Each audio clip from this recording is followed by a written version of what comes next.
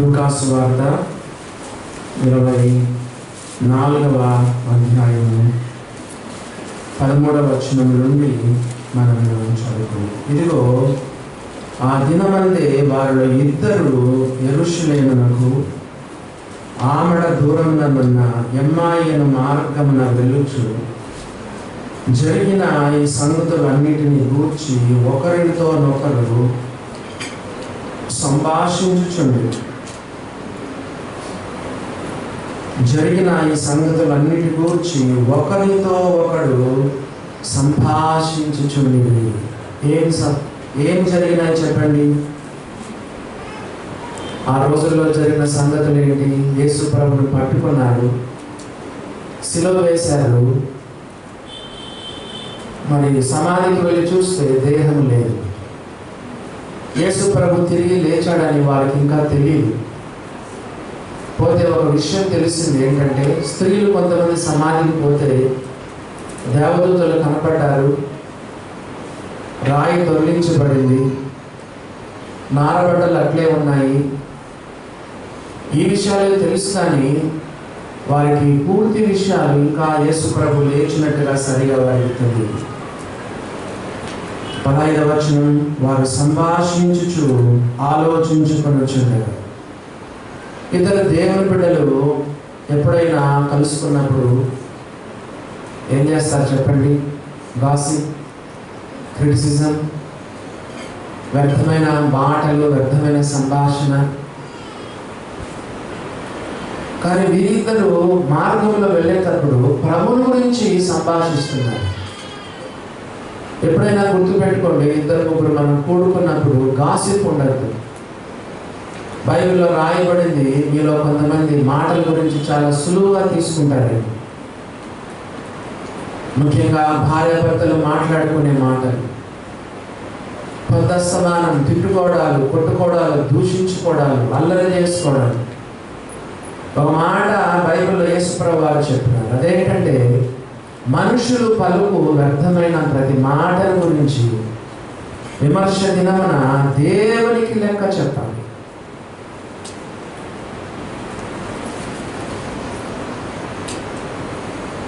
గమనించండి దేవుని బిడ్డలారా, మనము ఒకరినొకరు కలుసుకున్నప్పుడు మనం ఏం చేయాలంటే, ప్రభువుని గురించి మనం మాట్లాడాలి. మలాకి గ్రంథము 3వ అధ్యాయంలో ఒక మాట చూడండి. మలాకి గ్రంథము 3వ అధ్యాయంలో ఒక మాట మనము చదువుతున్నాము. 16వ వచనం, అప్పుడు యెహోవా యందు భయభక్తులు గలవారు ఒకరితో ఒకరు మాట్లాడుకొనుచుండగా లేదా సంభాషించుకొనుచుండగా యెహోవా చెవియొగ్గి ఆలకించెను. యెహోవా యందు భయభక్తులు గలవారు ఒకరితో ఒకరు మాట్లాడుకొనుచుండగా యెహోవా చెవియొగ్గి ఆలకించుచుండెను. చెవియొగ్గి ఆలకించెను. గమనించండి దేవుని బిడ్డలారా, మాట్లాడేటప్పుడు చాలా జాగ్రత్తగా మనం మాట్లాడాలి. బైబిల్లో ఒక మాట మనకు రాయబడింది ఏంటంటే, భూమి మీద ఉన్న వారందరిలో మిక్కిలి సాత్వికుడు. మోషే ఒకరోజు కాని మాట పలికాడు. దేవుడు అన్నాడు, నువ్వు కనాను దేశాన్ని చూడడానికి లేదన్నాడు. తరచుగా మన సంఘంలో జ్ఞాపకం చేసుకున్న ఒక మాట, నోటికి కళ్ళని పెట్టుకోకుండా హృదయాన్ని మోసపరుచుకోవచ్చు. భక్తి గలవాడని అనుకుంటే నీ భక్తి వ్యర్థమే. నోటికి కళ్ళని పెట్టుకోవాలి, నోటికి చిక్కం పెట్టుకోవాలి. గాసిప్ ఉండద్దు, క్రిటిసిజం ఉండద్దు, వ్యర్థమైన మాటలు లేకుండా చూసుకోవాలి. అప్పుడు చూడండి ఏమని రాయబడిందో. మనం ప్రభుని గురించి మాట్లాడుకునేటప్పుడు అంట ఏమని రాయబడింది చూడండి. 15వ వచనం, వారు సంభాషించుచు ఆలోచించుకొనుచుండగా యేసు తానే దగ్గరకు వచ్చి వారితో కూడా నడిచాడు. అలాంటి వారి దగ్గరికి ప్రభు సన్నిధి వస్తుంది. ఎంత స్పష్టంగా బైబిల్లో రాయబడింది. ఏలయనగా ఎక్కడ ఇద్దరు ముగ్గురు నా నామమున కూడి ఉందరో, భార్యాభర్తలు దైవ సన్నిధిని మీరు అనుభవించాలి. ఇద్దరు ముగ్గురు సహోదరులు ఎక్కడైనా కూడుకుంటే దైవ ప్రసన్నత మన మధ్యకు రావాలి. కొట్లాడుకుంటే ఏమొస్తుందండి? దూషించుకుంటే ఏమొస్తుందండి? గాసిపు, ఒకరు థర్డ్ పర్సన్ గురించి మనం ఏదేదో చెప్పుకుంటా ఉంటే, ఎప్పుడు చూసినా ఆ అమ్మాయి ఇట్లా, ఈయన ఇట్లా, ఆ సహోదరి ఇట్లా, ఈ సహోదరుడు ఇట్లా, ఆమె ఇట్లా, ఈమె ఇట్లా, అతను ఇట్లా, ఈయన ఇట్లా, ఎప్పుడు వేరే వాళ్ళ గురించి నువ్వు మాట్లాడుతూ ఉంటే దైవ సన్నిధిని ఎట్లా అనుభవించగలవు? దేవుని బిడ్డలారా, ఇద్దరు ముగ్గురు మనం కూడుకున్నప్పుడు దేవుని గురించి ప్రభుని గురించి మనం సంభాషించాలి. దినవృత్తాంతముల మొదటి గ్రంథము, దైవ గ్రంథమైన బైబిల్లో మనం చూసినట్లయితే దినవృత్తాంతముల మొదటి గ్రంథం 16వ అధ్యాయము 9వ వచనాన్ని చూడండి. దినవృత్తాంతాల మొదటి గ్రంథము 16వ అధ్యాయము 9వ వచనాన్ని చదువుతున్నాను. ఆయన గూర్చి పాడుడి, ఆయనను కీర్తించుడి, ఆయన అద్భుత క్రియలన్నింటిని గూర్చి సంభాషణ చేయుడి. మన సంభాషణ ఎట్లుండాలి? దేవుడు మన జీవితాల్లో చేసిన అద్భుతమైన కార్యం. ఇలాగ కుటుంబాన్ని గురించి మనం చెప్పాము. తల్లి లేకపోయినా ఆదరించే దేవుడని, తల్లికి దేవుడు పోల్చుకున్నాడని విన్నాం. ఆ ఒక కుటుంబమే కాదు, మనందరి కుటుంబాల్లో దేవుడు ఎన్నో అద్భుతమైన కార్యములు, ఆశ్చర్యమైన కార్యములు దేవుడు జరిగిస్తూ ఉండగా సంభాషించమని దేవుడు చెప్తున్నాడు. 105వ కీర్తన 2వ వచనం. కీర్తన గ్రంథము 105వ కీర్తన 2వ వచనాన్ని ఒకసారి చూడండి. ఏమన్నా రాయబడిందో? కీర్తన గ్రంథము 105వ కీర్తన 2వ వచనం. ఆయన గూర్చి పాడుడి, ఆయన కీర్తించుడి, ఆయన ఆశ్చర్యకార్యములన్నిటి గూర్చి సంభాషణ చేయుడి. దినవృత్తాంతాల గ్రంథంలో అద్భుత కార్యముల గురించి సంభాషణ చేయండి. కీర్తన గ్రంథంలో ఆశ్చర్యకార్యం గురించి సంభాషణ చేయండి. దేవుని బిడ్డలో మనం ఇద్దరు ముగ్గురుగా మనం కూడుకున్నప్పుడు ప్రభుని గురించి మనము మాట్లాడాలి. దైవ ప్రసన్నత, దైవ సన్నిధి ఆ టైంలో మనము అనుభవించగలము. 16వ వచనం. అయితే వారిని గుర్తుపట్టలేకుండా వారి కన్నులు మూయబడి. చాలాసార్లు మనం దౌర్భాగ్యమైన స్థితిలో ఉన్నాం. దేవుడు మనం ఏమడగాలంటే, ప్రభువా నేను చూసే కన్నులు నాకు దయచేయి, నీ యొక్క స్వరాన్ని వినగల చెవిని నాకు దయచేయి. పాత పాట, పురాతనమైన పాట. ప్రభు యేసు నా రక్షక, నొసలు కన్నులు నాకు నిరతము నిన్ను చూడాలి. కొత్తగా వింతంట, పాతగా రోతంట. పాత పాటలు మర్చిపోడు, అందరు మర్చిపోయి ఎక్కడ చూసినా సోలో సాంగ్స్, కొత్త పాటలు, సినిమా రాగాలతో పాడే పాటలు, లవ్ సాంగ్స్. చూసారా మీరు ఎప్పుడైనా? అక్కడ అన్ని రోజులు లవ్ సాంగ్స్ రాస్తున్నారు. అంతా సినిమా మ్యూజిక్ పెట్టడం. చెప్పండి, అవసరమైతే ఎక్కడైనా యేసు అనేది కలిపే అంత సినిమా డిటో. పూర్వకాల పాటలు ఎంత అర్థసహితంగా వాళ్ళు రాస్తున్నారు. దేవుడి బిడ్డలారా, ఆయన చూచే కన్నులు మనకు చాలాసార్లు మనం ప్రభు సన్నిధిని చూడలేకపోతున్నాం. ఆయన సన్నిధిని మనము గుర్తుపట్టలేకపోతున్నాం. సామెతల గ్రంథంలో ఒక మాట మనం చూద్దాం. చూడండి ఏమని రాయబడిందంటే, సామెతల గ్రంథంలో మనం చూసినట్లు 20వ అధ్యాయము 12వ వచనం చదువుతున్నాను. 20వ అధ్యాయము 12వ వచనం. సామెతల గ్రంథం 20వ అధ్యాయము. చెవి, వినగల చెవి, చూడగల కన్ను, ఈ రెండును యెహోవా కలగ చేయనవే. వినగల చెవి, చూడగల కన్ను, ఈ రెండును యెహోవా కలగ చేయనవే. దేవుని స్వరం వినలేకపోయినాడు సరిగా సమూయేలు. అది ఆఖరికి ఏం చెప్పాడంటే, ప్రభువా నీ దాసుడు ఆరాధించుచున్నాడు, సెలవు. ప్రభువా సమూయేలు లాంటి చెవిని నాకు దయచేయి. దేవుని బిడ్డలారా, మరి మనం ఆయన చూడగలగాలి, ఆయన స్వరాన్ని వినగలగాలి. రెండు కూడా చాలా చాలా ప్రాముఖ్యం, చాలా సెన్సిటివ్గా ఉండాలి. ఆయన స్వరం వినడానికి, ఆయన చూడడానికి. లౌకిక సంఘముతో దేవుడు చెప్పాడు, మీ కన్నులకు దృష్టి కలుగునట్లుగా నేను నా యొక్క కాటుకను కొనుక్కో అన్నాడు. Salvation is free, but godly life is not free. కొనాలంటే ఏంటి చెప్పండి? We have to pay the price. గుర్తుపెట్టుకోండి, రకరకాల బోధలు వచ్చినాయి.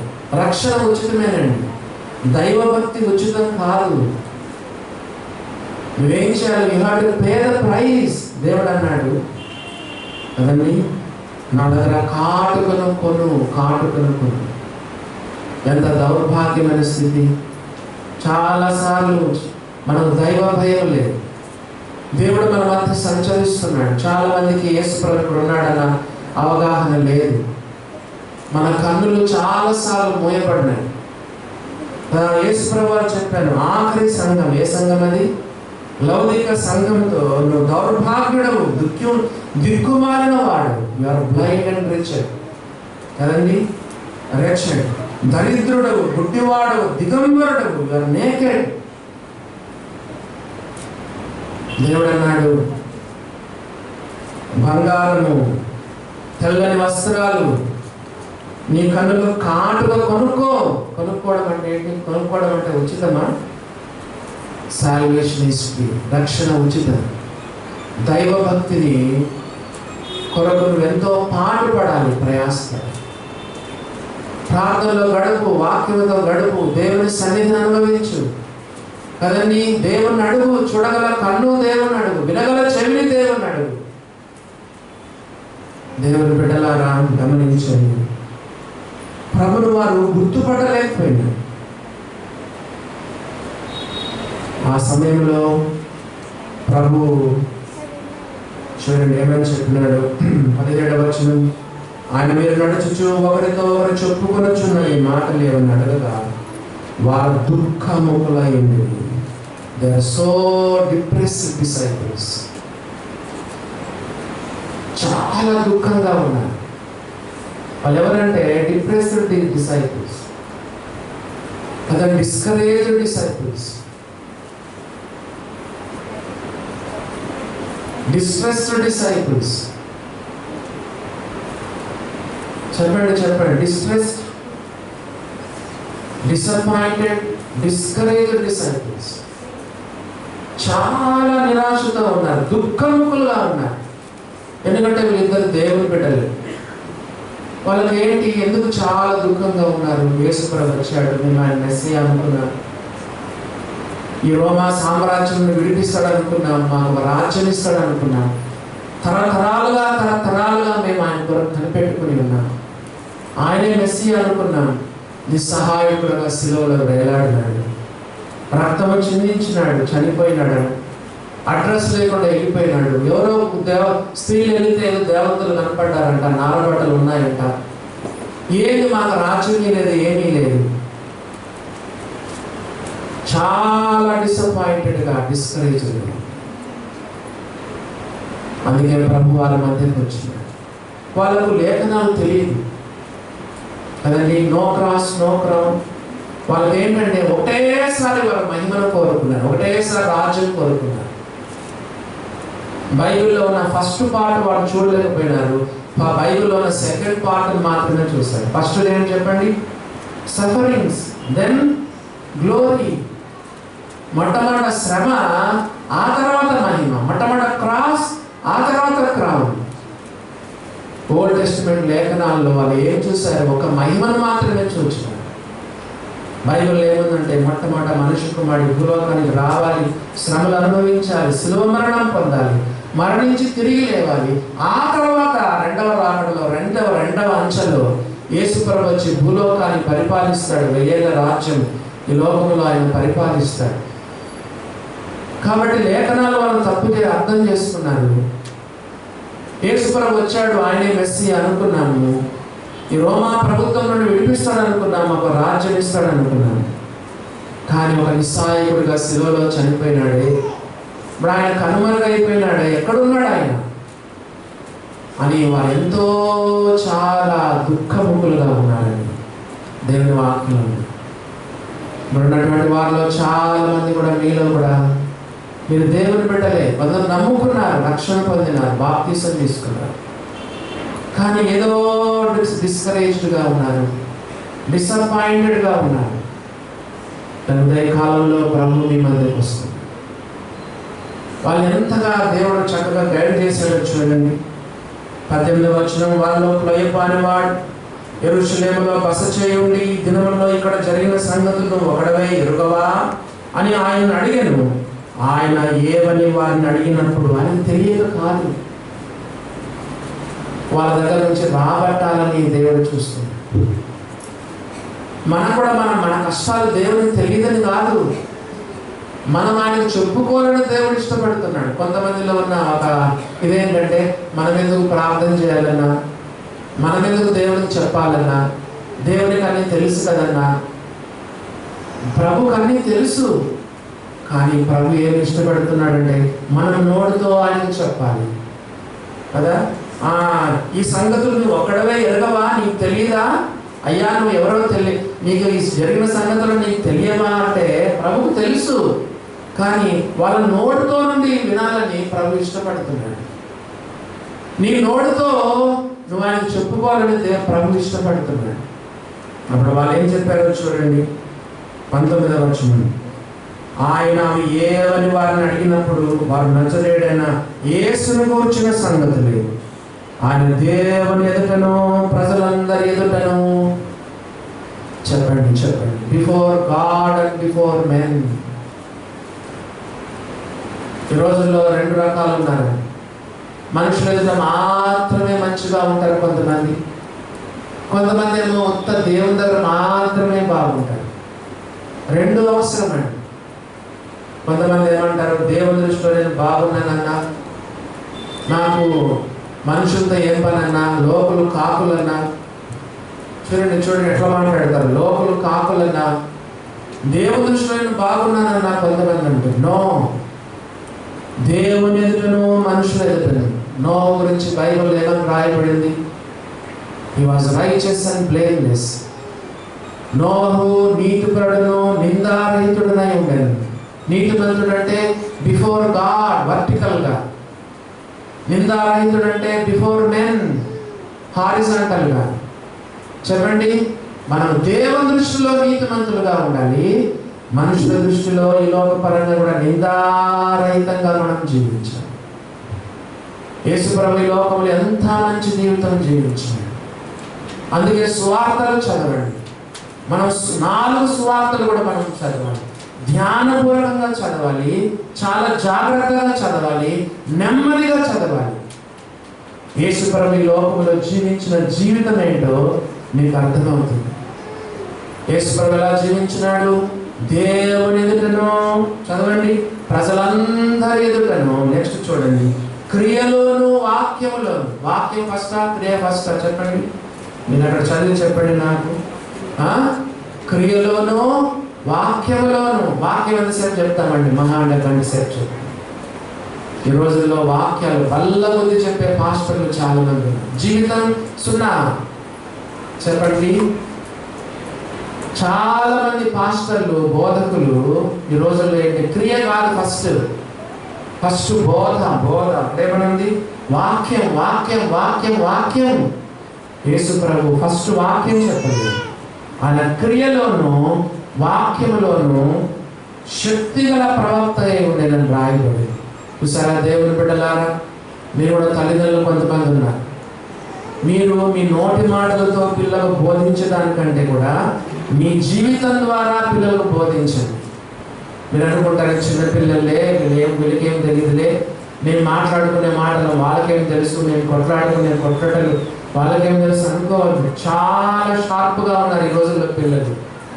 ఇట్లా పసిగడతారండి తల్లిదండ్రులు, ఇట్లా అంచనా వేయగలరు వాళ్ళు. కాబట్టి మీ మాదిరి జీవితం ద్వారా పిల్లలకు బోధించండి. రెండవదిగా మొట్టమొదటి క్రియ ద్వారా బోధించండి, ఆ తర్వాత వాక్యం ద్వారా బోధించండి.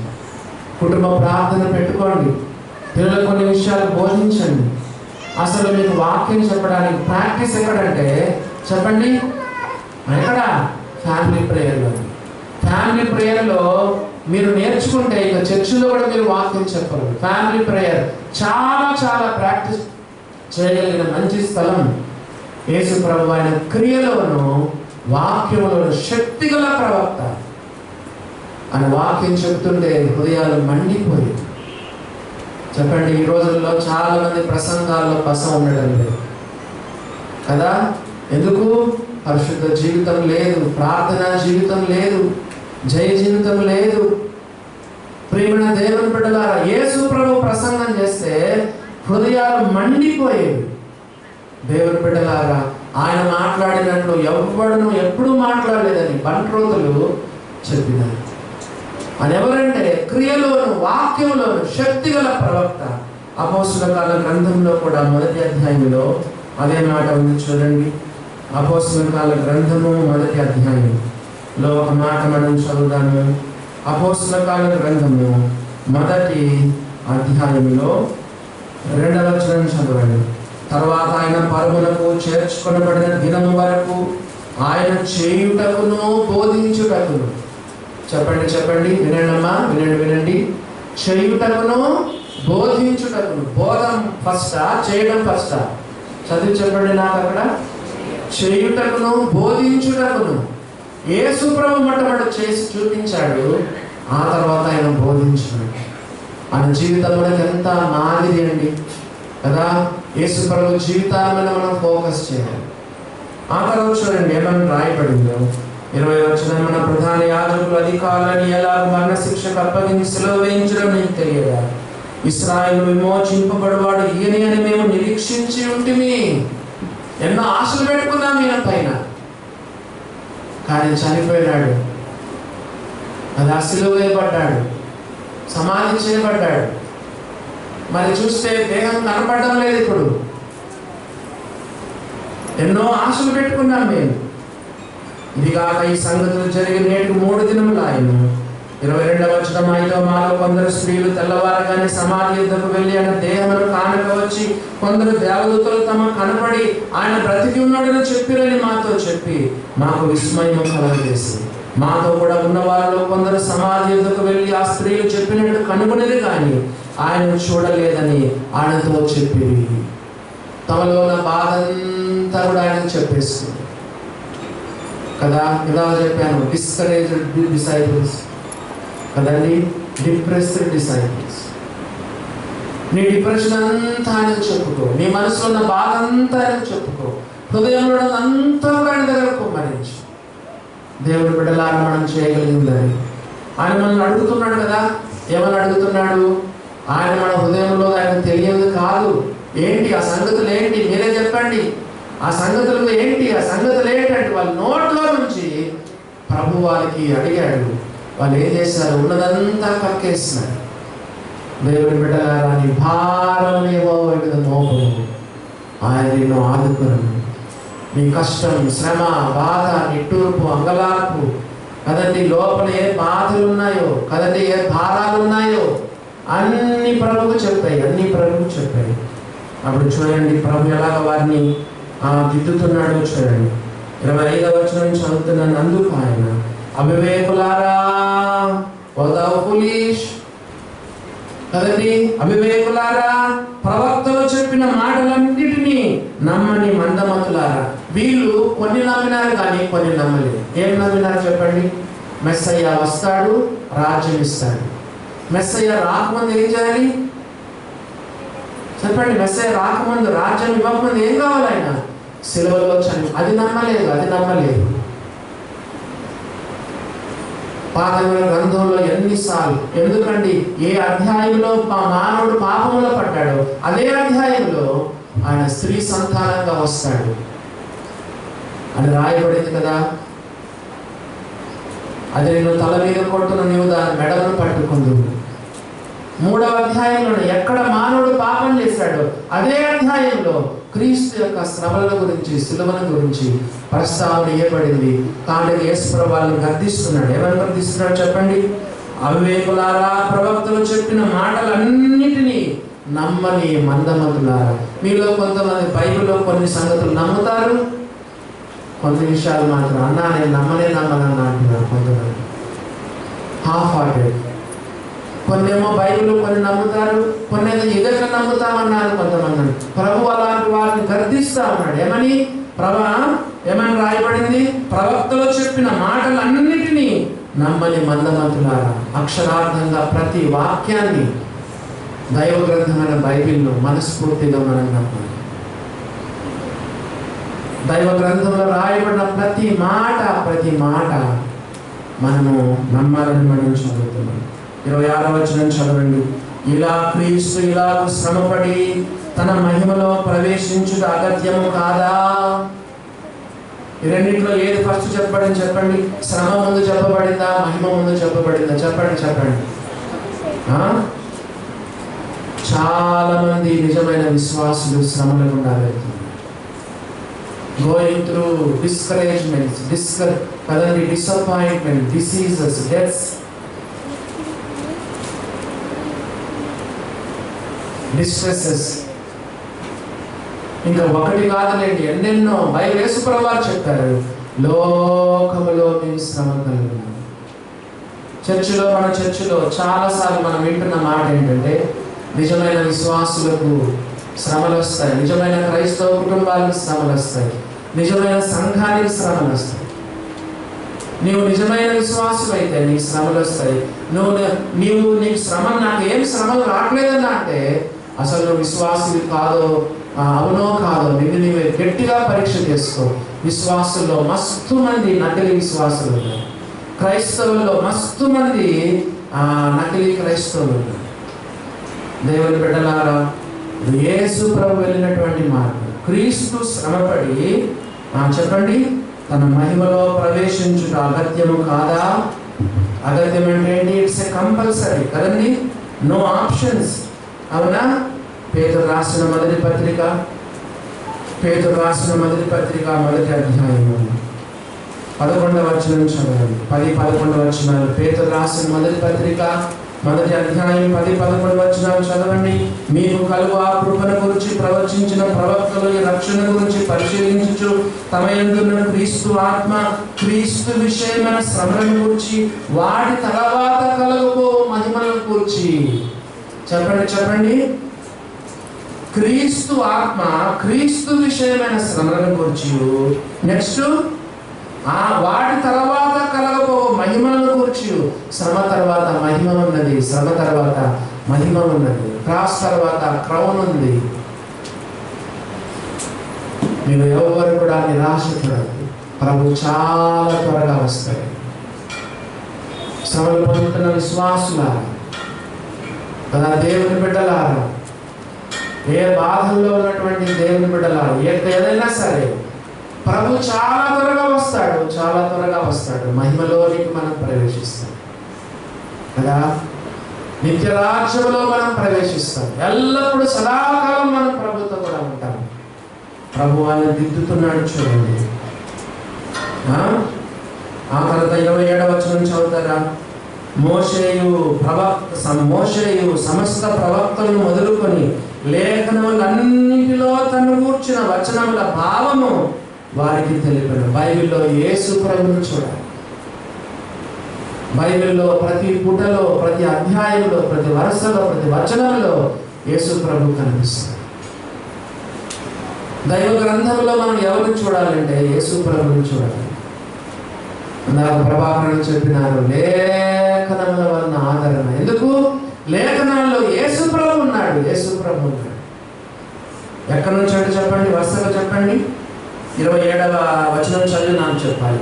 మోషేయు అంటే మోషే రాసిన గ్రంథాలు ఏంటి? ఆదికాండం, నిర్గమాకాండం, లేవియకాండం, సంఖ్యాకాండం, ద్వితీయోపదేశ కాండంలో మోషే రాసిన 5 గ్రంథాల్లో కూడా ఎవరున్నారు? యేసు ప్రభువు. ఇంకా సమస్త ప్రవక్తలు అంటే ఇంకా మిగతా అన్ని గ్రంథాల్లో కూడా.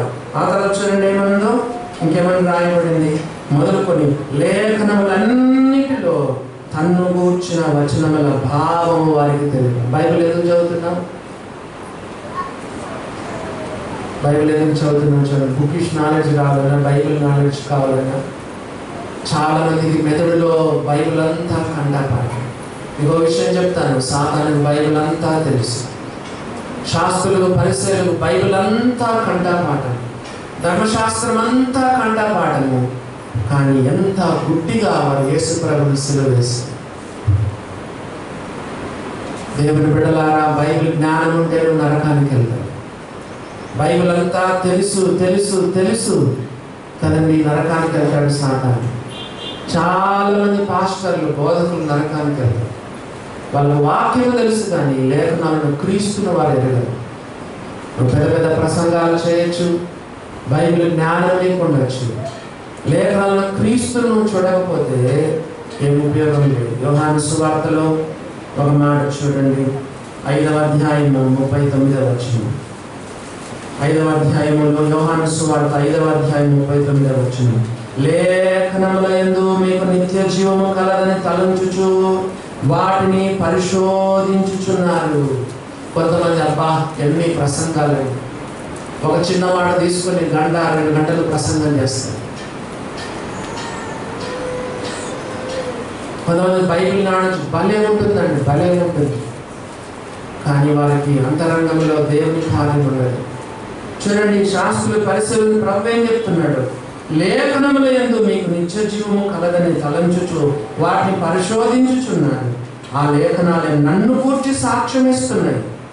లేఖనాలు పరిశోధిస్తారు కదా. 40వ వచనం చూడండి, అయితే మీకు జీవము కలుగునట్లు మీరు నా యొద్దకు రానొల్లరు. బైబిల్ దగ్గరకు వస్తారు కానీ యేసుప్రభు దగ్గరకు రాదు. ఉత్త బైబిల్ చదివితే నీకు రక్షణ రాదు. బైబిల్ కంఠపాఠం నీకు రక్షణ రాదు. లేఖనాలన్న క్రీస్తు ప్రభును మనము గుర్తెరగాలని బైబిల్లో లేఖనాలు నన్ను కూర్చి సాక్ష్యం ఇస్తున్నాయని చెప్పారు. మార్కు సువార్తలో ఒక మాట చూడండి, 16వ అధ్యాయం 14వ వచనం. మార్కు సువార్త 16:14. మార్కు సువార్త 16వ అధ్యాయం 14వ వచనం. పిమ్మట 11 శిష్యులు బోధన కూర్చున్నప్పుడు ఆయన వారికి ప్రత్యక్షమై తాను లేచిన తర్వాత తన్ను చూచిన వారి మాట నమ్మనందున వారి అపనమ్మిక నిమిత్తమును హృదయ కాఠిన్యము నిమిత్తమును వారిని గద్దించను. ఇక్కడ కూడా వీరిని గద్దిస్తున్నాడు. ఏమని గద్దిస్తున్నాడు? అవివేకులారా, ఓ thou foolish, ప్రవక్తలు చెప్పిన మాటలన్నింటినీ నమ్మని మందమతులారా. కదండి, చాలా మందికి మందంగా డల్ అంటారు, డల్ స్లగ్గిష్ కదండి. చాలా మంది డల్గా ఏమి వాక్యం అర్థం చేసుకోరు. వాక్యాలు తెలుసు కానీ వాక్యం ఏమి అర్థం కాదు. ప్రభు అందుకే వాళ్ళని గద్దించినాడంట. ఇక్కడ లేదు కానీ మార్కు సువార్త 16:14 వారి అపనమ్మిక నిమిత్తం వారిని గద్దించినాడు. మీకు మాట చెప్తున్నాను, అదేంటంటే ప్రభు తాను ప్రేమించి వారిని గద్దించి శిక్షిస్తాడు. ప్రభు తాను ప్రేమించి వారిని గద్దించి శిక్షిస్తాడు. అది మనకు మంచిదేనండి. దేవుడు మనం గాలి వదిలేస్తున్నాడు అనుకో, మనము ఆత్మీయంగా చాలా నష్టపోతాం. దేవుడు తాను ప్రేమించి వారిని గద్దించి శిక్షిస్తాడు. వారి అపనమ్మక నిమిత్తము వారిని గద్దించినాడు. ఆ తర్వాత చూడండి ఏమని రాయబడిందో. ఆ తర్వాత చూస్తే 28వ వచనం. ఇంతలో తాము వెళ్ళుచున్న గ్రామం దగ్గరికి వచ్చినప్పుడు అని ఇంకా కొంత దూరం వెళ్ళున్నట్లు అగపడగా వీళ్ళేమో వచ్చేసింది, మీరు వెళ్ళాల్సిన గ్రామం వచ్చేసింది, అమ్మాయి మార్గం. యేసు ప్రభు ఇంకా ముందుకు వెళ్ళాలి. అప్పుడు చూడండి ఏమని రాయబడిందో. 29వ వచనం. వారు సాయంకాలం కావచ్చినది, ప్రొద్దుగుంకినది, మాతో కూడా ఉండమని చెప్పి ఆయన బలవంతం చేసింది. ఎందుకు చెప్పండి? ఎవరైనా చెప్తారా? యేసు వాళ్ళు వెళ్ళాల్సిన గ్రామం అయితే అమ్మాయి గ్రామం వచ్చేసింది. యేసు ప్రభు ఇంకా ముందుకు వెళ్ళాలి. వెళ్తుంటే వద్దు మాతో కూడా ఉండిపోయిన బలవంతం చేస్తారు. ఎవరైనా చెప్తారా? ఎందుకో? మార్గమంతా వాళ్ళకు వాక్యం చెప్తుంటే వాళ్ళు ఇంకా వినాలనిపిస్తుంది.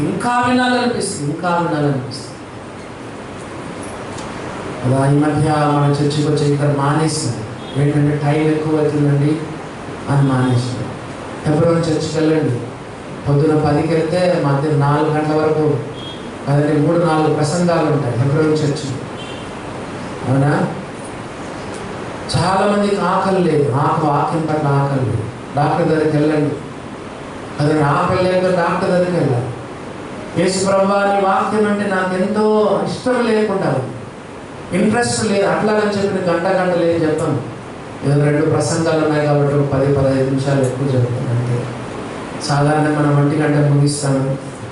దేవుని బిడ్డలారా, మరి యేసు ప్రభుని ఎందుకు వద్దయ్యా వద్దు సాయంకాలం కావచ్చింది, పొద్దుగుండిపోయింది, మాతో కూడా ఉండమని చెప్పాను, బలవంతం చేశారు. ఎందుకంటే మార్గమంతా వాక్యం విన్నారు. ఇంకా ఆయన మనతో ఉంటే ఇంకా వాక్యం చెప్పించుకున్నాం. ప్రపంచంలో ఇంతకంటే గొప్ప బోధకుడు ఉన్నారా చెప్పండి? యేసు ప్రభు ఆ రోజు వాళ్ళతో మాట్లాడుతుంటే చెప్పండి, ఆ ఎంత శక్తివంతమైన ప్రసంగం ఆ రోజు ప్రభు వాళ్ళతో చేస్తుంటాడు కదా. మరి మోషే చెప్పిన వాక్యాలు అన్నాడు కదా, ఏమేమి చెప్పుకుంటాడు? ఆది కాండంలో ఇందాక 3వ అధ్యాయంలో ఒక మాట చెప్పాను, అది చెప్పుకుంటాడు. పస్కా పండుగ గురించి చెప్పుకుంటాడు కదా. ఇందాక అన్న గుర్తు చేశాడు. మరి ఇత్తడి సర్పం, అరణ్యంలో ఇత్తడి సర్పం గురించి, అవన్నీ యేసుప్రభుని గురించి. యెషయా గ్రంథం 53వ అధ్యాయం గురించి చెప్పుకుంటాడు. బల్లలో మనం ఎప్పుడు గుర్తు చేసుకుంటాం యెషయా గ్రంథం కదా. అవన్నీ చెప్తుంటే వాళ్ళకి ఇంకా వినిపించాలనిపించింది, ఇంకా వినాలనిపించింది. సరే, బలవంతం చేస్తే యేసుప్రభు వస్తాడన్నాడా? అందుకే ప్రియమైన దేవుని బిడ్డలారా, పట్టుదలగా ప్రార్థన చేయడం, గోజాడమని ఉంది, ప్రభును చాలా గట్టిగా అడగమని ఉంది, బలవంతం చేయమని రాయబడి కదా. ప్రే వితౌట్ సీజింగ్ కదండి, ఎడతెగక ప్రార్థన చేయండి, దేవుని గట్టిగా అడగండి, పట్టుదలగా అడగమని రాయబడింది. బలవంతం చేస్తే యేసు ప్రభు ఏం చేశాడో చూడండి. ఏమని రాయబడింది? కనుక ఆయన వారితో కూడా ఉండుటకు లోపలికి వెళ్ళాను, వారి ఇంటికి వెళ్ళాడు యేసు ప్రభు. ఆ తర్వాత చూడండి, మనం 2 వచనాలు చదువుకొని వివరించుకున్నాం. ఆయన వారితో కూడా భోజనం కూర్చున్నప్పుడు ఒక రొట్టెను పట్టుకొని స్తోత్రము చేసి దాన్ని విరిచి వారికి పంచిపెట్టగా వారి కన్నులు తెరవబడి ఆయన గుర్తుపట్టేది. దేవుని బిడ్డలారా, మన దేవుని అడగాలి, యేసయ్యా మా కన్నులు ఇందాక లేఖనాలు తెరిచాడు కదా. ఏవేవి లేఖనాల వల్ల అర్థం కాలేదో ఫస్ట్ ఈ ఓపెన్ ద స్క్రిప్చర్స్ కదా. 119వ కీర్తనలో ఒక మాట చదవండి.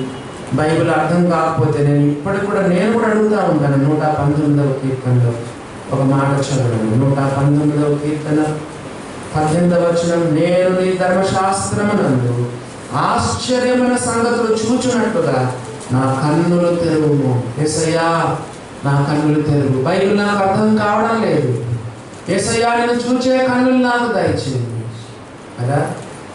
రొట్టె విరడం అంటే ఈ రొట్టె కాదు, ప్రభురాత్రి భోజనం కాదు. ఆ రొట్టె విరడం అంటే మామూలు రొట్టె. ఆ రోజుల్లో ఎక్కువ వాళ్ళు రొట్టె తింటారు. ఈ ప్రభురాత్రి భోజనం యొక్క లార్డ్స్ సప్పర్ కూడా లేదా లార్డ్స్ టేబుల్ ఎప్పుడంటే అప్పుడు చేయకూడదు. ఎప్పుడంటే అప్పుడు చేసినా తప్పే, చెప్పండి, ఆదివారం చేయకపోయినా తప్పే కదండి. కొంతమంది ఏం చేస్తారు, రొట్టె రసాన్ని జనవరి 1 చెప్పండి, డిసెంబర్ 25వ తారీఖున కదా, గుడ్ ఫ్రైడే రోజు. కొంతమంది పెళ్ళిళ్ళలో నో, ఆదివారం నేను రొట్టె విరుచుడు కూడినప్పుడు అని బైబిల్లో రాయబడింది. ఈ రొట్టె అంటే ఇది లార్డ్స్ టేబుల్ అని కాదు. ఇక్కడ అని ఒక రొట్టెను పట్టుకుని స్తోత్రము చేసి దాన్ని విరిచి వారికి పంచిపెట్టగా వారి కన్నులు తెరవబడి ఆయన గుర్తుపట్టింది. ఈరోజు మనం ప్రభుని అడుగుదామా, ప్రభువా నేను నమ్ముకున్నాను కానీ ఎంతో దౌర్భాగ్యమైన పరిస్థితిలో ఉన్నాను, నేను గుర్తుపట్టలేని స్థితిలో ఉన్నాను, నీ స్వరం వెళ్ళలేని స్థితిలో ఉన్నాను. ప్రభువా నా కన్నులు తెరవు, నా ఆత్మీయమైన చెవులను తెరవు ప్రభువా కదా. దేవుని మనం అడుగుదాము. ఆ తర్వాత ఇంకో వచనం కూడా చూడండి, 45వ వచనం కూడా చదువుతారా? 45వ వచనం, అప్పుడు వారు లేఖనములు గ్రహించినట్లుగా ఆయన వారి మనస్సును తెరచి దేవుడే మన యొక్క మనసుని తెరవాలి, దేవుడే మన యొక్క కన్నులు తెరవాలి. లూదియా గురించి బైబిల్ ఏమని తెలుసా? పౌలు చెప్పిన మాటలేదో లక్ష్యం ఉంచను కాబట్టి ప్రభు ఆమె హృదయమును తెరిచాను. చాలా మంది మోసంలో ఉన్నారండి. మనం నిజమైన స్థితి మనకు తెలియడం లేదు. దేవుని అడుగుదాం, ప్రభువా నా కన్నులు తెరచు, నా హృదయాన్ని తెరచు. ఆ తర్వాత చూడండి, ఆఖరి వచనం చదువుకుని మనం ముగించుకున్నాము. అంతటా ఆయన వారికి అదృశ్యుడాయన. అప్పుడు వారు మన త్రోవలో మనతో మాట్లాడుచు లేఖనములను మనకు బోధపరచుచున్నప్పుడు మన హృదయం మనలో మండుచుండలేదా? అబ్బా, యేసు ప్రభు మార్గ మధ్యంలో వాళ్ళకు వాక్యాలు చెప్పుకుంటూ వస్తుంటే వాళ్ళ హృదయం మండిపోయింది. ఇర్మియా గ్రంథంలో మాట మనం చదవగలం. నా మాట అగ్ని వంటిది కాదా? 23:29లో నా మాట బండలు పగలగొట్టే సుత్తి వంటిది కాదా? నా మాట అగ్ని వంటిది కాదా? నా బండలు పగలగొట్టే సుత్తి వంటిది కాదా? వారి హృదయాలు మండినట్లుగా రాయి. We have to be on fire for the Lord. కొంతమంది నేను అనుకుంటున్నాను వీళ్ళిద్దరు మరి ఎవరో మనకు తెలియదు, ఒక్కరి పేరు మాత్రమే ఉంది. చెప్పండి, లేపాలనేటువంటి వారు. ఆ ఇద్దరు భవిష్యత్తులో దేవుని కొరకు ఎంత మండినారు కదండి. They were on fire for the Lord. దేవుని కొరకు మండుచు ప్రకాశించిన దీపాలుగా ప్రభు కొరకు వారు వెలిగిన ఒక వెలుగు వెలిగినారు. ఎందుకంటే వాక్యం ద్వారా మండింపబడ్డారు. ఆఖరి వచనం, అప్పుడు వారు ఆయన త్రోవలో ఆ గడియలోనే వారు లేచి యెరూషలేముకు తిరిగి వెళ్ళగా అనే మాట మనము చదువుతున్నాము. వెళ్ళి ఈ విషయాలన్నీ కూడా వాళ్ళకు చెప్పినట్లుగా దేవుని యొక్క వాక్యంలోనే మనం చూస్తున్నాం కదండి. ప్రభుని మేము చూసాము, ప్రభు మాతో కూడా నడిచినాడు, ఆయన మాకు వాక్యాలు చెప్పాడు, మా హృదయం మండింది. బైబిల్లో మూడు హృదయాలు ఉన్నాయండి. బైబిల్లో 3 హృదయాలు. ఇంకా ఇక్కడ ఉన్నటువంటి మండే హృదయం. రెండవ హృదయం చెప్పండి, చల్లారిపోయిన హృదయం. మత్తయి సువార్తలో ఏంటంటే అక్రమం విస్తరించిన చేత అనేకుల ప్రేమ చల్లారమైన హృదయం. మూడవ హృదయం లవోదికయ సంఘంలో ఏంటి? నువ్వు చల్లగానే లేవు, వెచ్చగానే లేవు, నిలువెచ్చనిగా ఉన్నావు. ఈ మూడింటిలో ఏం కోరుకుంటారు? బైబిల్లో 3 రకాలైనటువంటి హృదయాలు ఉన్నాయి. మనం చదువుకున్నటువంటి ఈ యొక్క లూకా సువార్తలో ఏ హృదయం చెప్పండి? ఆయన మనతో మాట్లాడుచుండగా మన హృదయం మండలేదా? మండే హృదయంలాగా ఉంటారా? రెండవదిగా లూకా సువార్త 24వ అధ్యాయం అనుకుంటారు. అక్రమం విస్తరించిన చేత అనేకుల ప్రేమ చల్లారిపోయింది. ఈనాటి విశ్వాసులు ఎట్లున్నారంటే నమ్ముకున్నారు కానీ బాప్తిసం తీసుకున్నారు, చల్లారిపోయింది. ఉజ్జీవమే లేదు, ఉత్తేజమే లేదు, ఉత్సాహమే లేదు. ఇంకా మూడోది ఇంకా భయంకరం, ఇటు ఉండరు అటు ఉండరు. ప్రకటన గ్రంథం 3వ అధ్యాయంలో చెప్పాడు ప్రభు, నేను చల్లగానే లేవు, వెచ్చగానే లేవు, నిలువెచ్చనిగా ఉన్నాను, లూక్వామ్గా ఉన్నాను. మన జీవితాలు పరీక్ష చేసుకొని ఆత్మీయ జీవితంలో ముందుకు సాగడానికి దేవుడు తన కృప మనలా విస్తరింప చేయనుగాక.